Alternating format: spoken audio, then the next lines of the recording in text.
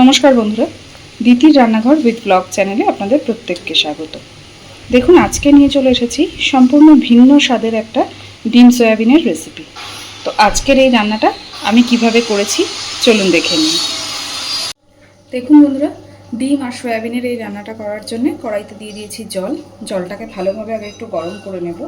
আর এইদিকে একটা বাটির মধ্যে নিয়েছি 3টে ডিম। এই ডিমটাকে আমি জাস্ট একটু লবণ দিয়ে ফেটিয়ে রাখবো।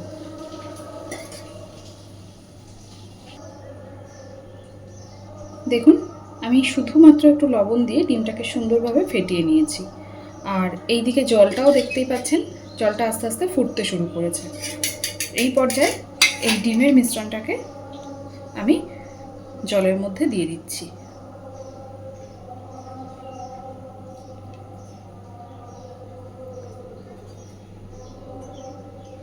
আর দিয়ে দিচ্ছি অল্প খানিকটা সয়াবিনের মিনি চাংস। এই রান্নাটাতে চেষ্টা করবেন অবশ্যই সয়াবিনের মিনি চাংসটাই ব্যবহার করতে। যদি না থাকে তাহলে বড় চাংসটাকে একটু হাফ করে কেটে দেবেন।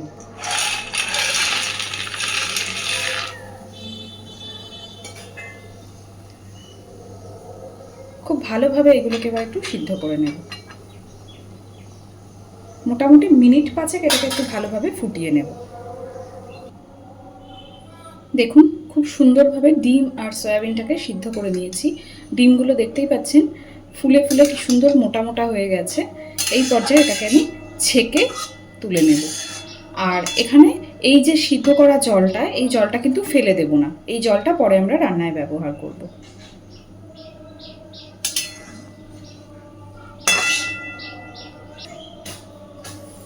দেখুন, পুরো ডিম আর সয়াবিনটাকে ছেঁকে তুলে নিয়ে জলটাকে আলাদা করে নিয়েছি। আর এইদিকে আবারও কড়াইতে বসিয়ে দিয়েছি সর্ষের তেল। তেলটাকে এবার আগে ভালোভাবে গরম করে নেব। আর আমি এখানে ঠিক যেভাবে আমরা আলু চচ্চড়ির জন্য আলু কেটে থাকি সেইভাবে দুটো আলুকে এরকম ছোটো ছোটো করে কেটে ধুয়ে পরিষ্কার করে রেখেছি। তেল তো সুন্দরভাবে গরম হয়ে গেছে। এবার প্রথমেই আলুগুলোকে দিয়ে দিচ্ছি।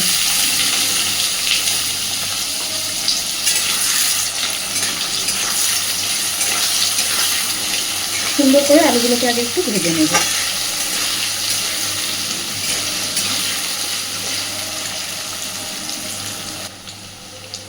আলুগুলো ভাজার সময়তেই আমি দিয়ে দিচ্ছি খুব অল্প পরিমাণে একটু লবণ। তাতে করে আলুর মধ্যে প্রথম থেকেই আলুর মধ্যে একটু লবণ দিয়ে দিলে আলুগুলোর মধ্যে লবণটা ঠিকঠাক ঢুকে যাবে। আর ভাজাটাও সুন্দরভাবে তাড়াতাড়ি হয়ে আসবে।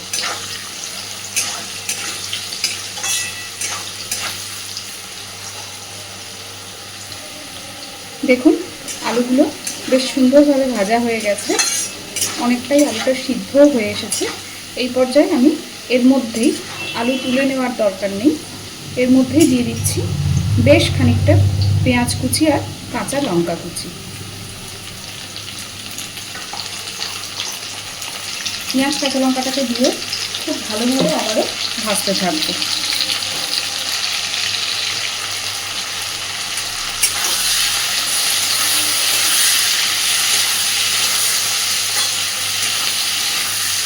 মোটামুটি পেঁয়াজটাকে আলুর সাথে ততক্ষণ পর্যন্ত ভাজবো যতক্ষণ না পেঁয়াজটাও সুন্দরভাবে একটু স্বচ্ছ হয়ে আসছে।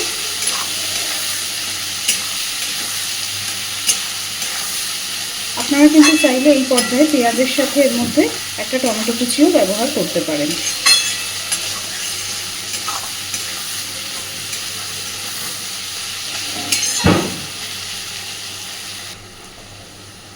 দেখুন, পেঁয়াজও বেশ সুন্দর ভাজা হয়ে এসেছে।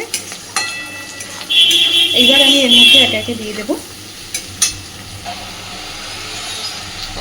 প্রথমেই দিচ্ছি একটু আদা রসুন বাটা।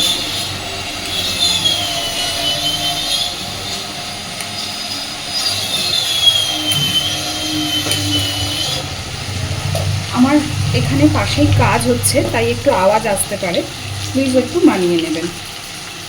দিয়ে দিচ্ছি পরিমাণ মতো লবণ। এইবারে আমি লবণটা তরকারি পরিমাণেই ব্যবহার করছি, তবে মাথায় রাখতে হবে আমি কিন্তু ডিমের মধ্যেও একটু লবণ দিয়েছি, আবার আলুতেও একটু লবণ দিয়েছি।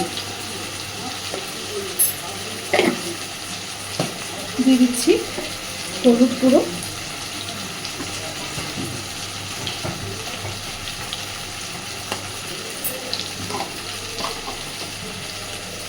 আর দিচ্ছি লঙ্কা গুঁড়ো। অনেকটা কাঁচা লঙ্কা ব্যবহার করেছি, তাই ঝালটাও বুঝে দেবেন।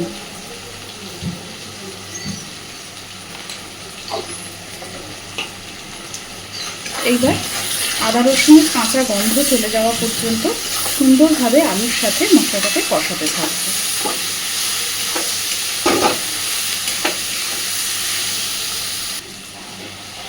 দেখুন আমি আলুর সাথে মশলা সুন্দর করে কষে নিয়েছি। দেখতেই পাচ্ছেন তেল বেরোতে শুরু করেছে। এই পর্যায়ে আমি দিয়ে দিচ্ছি আমরা নর্মালি বাজারে যে তরকার মশলা কিনতে পাওয়া যায় সেই তরকার মশলা। এটা কিন্তু হোমমেড নয়, একদম কেনা যে তরকার মশলা, সেই তরকার মশলা একটু দিয়ে দিলাম। অবশ্যই এই রান্নাটাতে এইভাবে তরকার মশলাটা দিয়ে এই রান্নাটা করে দেখবেন, স্বাদটা একদম অন্য রকম হয়। অল্প একটু জল দিয়ে দেবো যাতে মশলা পুড়ে না যায়।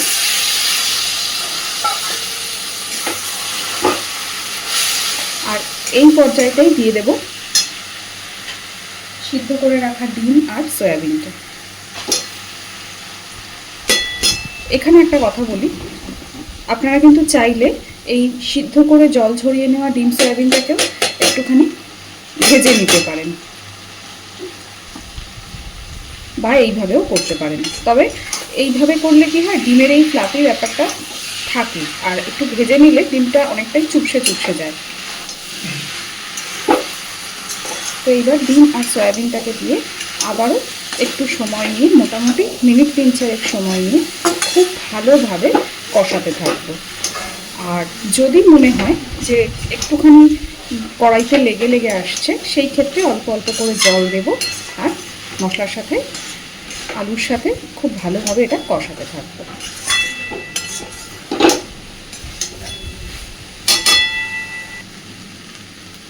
দেখুন কি সুন্দরভাবে কষতে কষতে সাইড দিয়ে তেল বেরোতে শুরু করছে।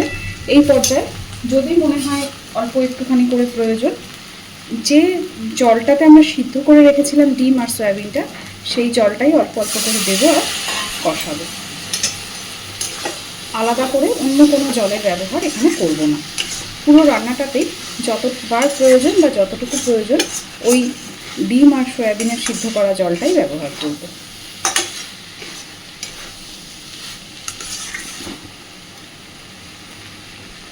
খুব ভালোভাবে সব কিছুকে কষিয়ে নিয়েছি। এইবার দিয়ে দিচ্ছি জল। মোটামুটি সবই সিদ্ধ করা ভাজাই আছে, তাই খুব বেশি জল দেব না। যেটুকু জল আমাদের কষানোর পরে ওই সিদ্ধের জল বেঁচে আছে সিদ্ধ করা, সেই জলটুকুই দিয়ে দেব। দিয়ে খুব ভালোভাবে এবার ফোটাতে থাকবো। এই রান্নাটাতে খুব বেশি গ্রেভি হবে না, একটু শুকনো শুকনো মতন হলেই খেতে বেশি ভালো হবে। আর দেখুন আমরা তো ডিম দিয়ে সয়াবিন দিয়ে অনেক রকম রান্না করি, বা নর্মালি সয়াবিনও আমরা অনেক রকমভাবেই রান্না করি, কিন্তু মাঝে মধ্যে এরকম অন্যরকমভাবে একটু ডিম আর সয়াবিন দিয়ে এই ধরনের রান্নাগুলো কিন্তু যে কোনো দিন রাত্রে রুটি পরোটার সাথে ভীষণ ভালো যায়। শুধু রুটি পরোটা নয়, ভাতের সাথেও কিন্তু বেশ লাগে। তো আগে কিছুক্ষণ সময় ধরে এটাকে খুব ভালোভাবে ফুটিয়ে নেব। সব কিছু খুব সুন্দরভাবে ফুটতে শুরু করেছে। এই পর্যায়ে আমি দিয়ে দিচ্ছি খুব সামান্য একটু চিনি। এটা সম্পূর্ণ অপশনাল, আপনারা চাইলে চিনিটাকে স্কিপ করতেই পারেন।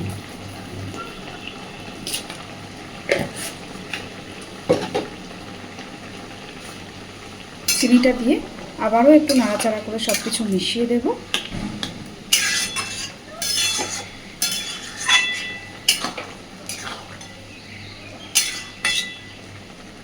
দিয়ে আরও মিনিট 2 এইভাবে এটাকে ফুটিয়ে নেব।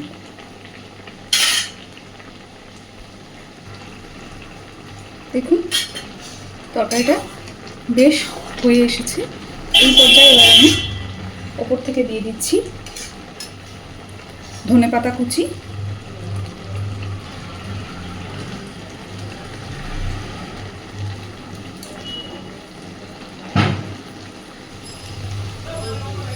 আর দিচ্ছি গরম মশলার গুঁড়ো। গরম মশলাগুলোটা খুব বেশি ব্যবহার করব না, কারণ অলরেডি এখানে আমি যেহেতু তরকার মশলা ব্যবহার করেছি।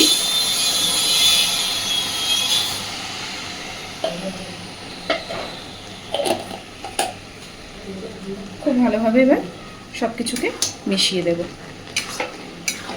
একদম ভিন্ন স্বাদের এই সয়াবিন আর ডিম দিয়ে এই রান্নাটা অবশ্যই বাড়িতে একবার ট্রাই করে দেখবেন। বিশ্বাস করুন, খেতে ভীষণ ভালো হয়। রুটি, পরোটা, ভাত, লুচি সব কিছুর সাথেই কিন্তু এই তরকারি জুড়ি মেলা ভার। তো আজকের আমার এই ডিম সয়াবিনের রেসিপিটা আপনাদের কেমন লেগেছে আমাকে অবশ্যই জানাবেন। আর প্লিজ আমার চ্যানেলটাকে লাইক, শেয়ার এবং সাবস্ক্রাইব করে আমার পাশে থাকবেন। আর এতক্ষণ আমার সাথে থাকার জন্য অসংখ্য ধন্যবাদ। তো চলুন এবার গ্যাসের ফ্লেমটা অফ করে দিচ্ছি।